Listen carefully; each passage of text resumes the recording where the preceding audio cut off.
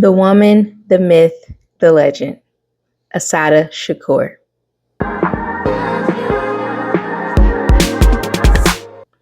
Hey y'all, welcome back to Tidbits with Day, where we break down political and cultural issues affecting women into bite-sized pieces. On September 25th, 2025, the Black community lost an icon, a revolutionary, a legend, the Assata Shakur.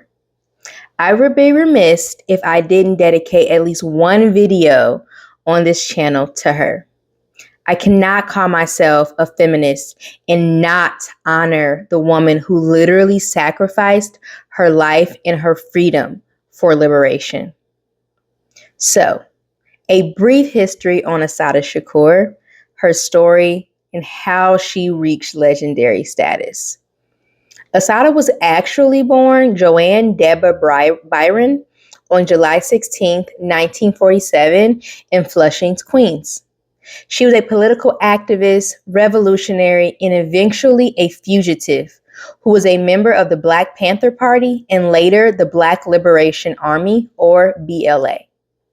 BLA mounted a campaign of guerrilla warfare activities against the U.S. government in a fight for Black liberation.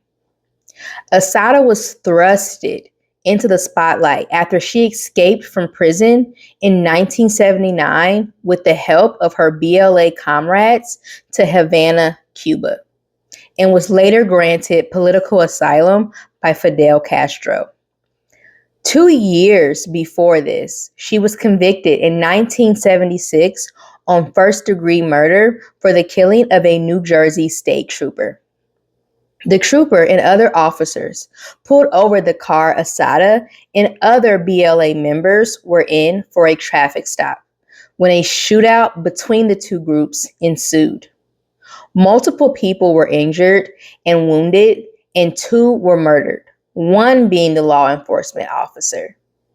Her trial was in front of an all-white male jury, and despite an overwhelmingly lack of evidence that Assata was the actual shooter, she was found guilty and sentenced to 33 years in prison anyway. Assata maintained her innocence until her very last breath. The U.S. government tried on multiple occasions to secure her extradition, but failed.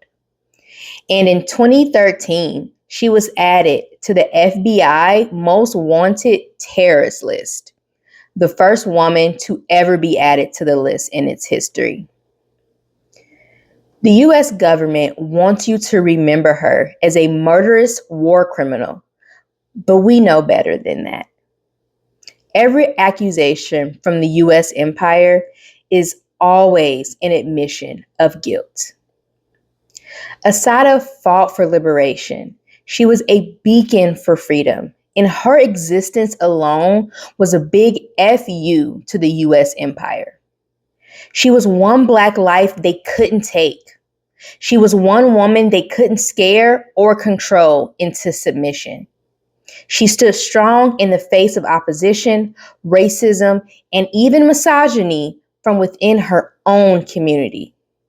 She was the one who got away. I got emotional multiple times while researching and writing my script for this video. I want what Assata achieved for every marginalized person.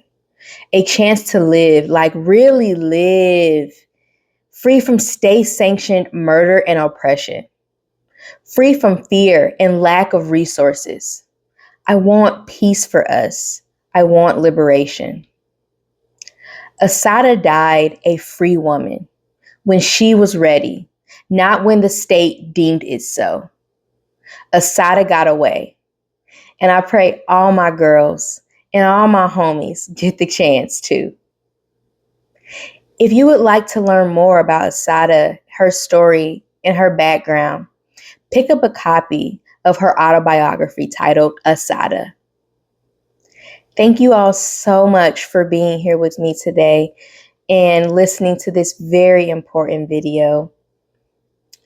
The state will try and rewrite history and paint her out to be a villain, when in reality, she was the entire opposite of that.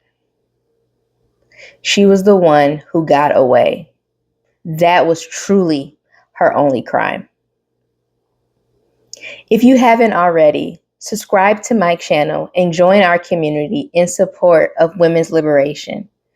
Like this video and comment down below, what are ways you can get involved in our fight for liberation against all oppression? Share with your networks, share on Instagram, share on TikTok, email your friends.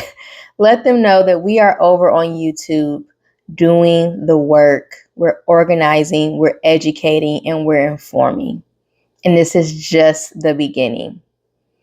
And with women like Assata to look up to, I think I'm on the right path. I think I'm okay. I think we'll be okay. And last but not least, as always, friends, stay curious.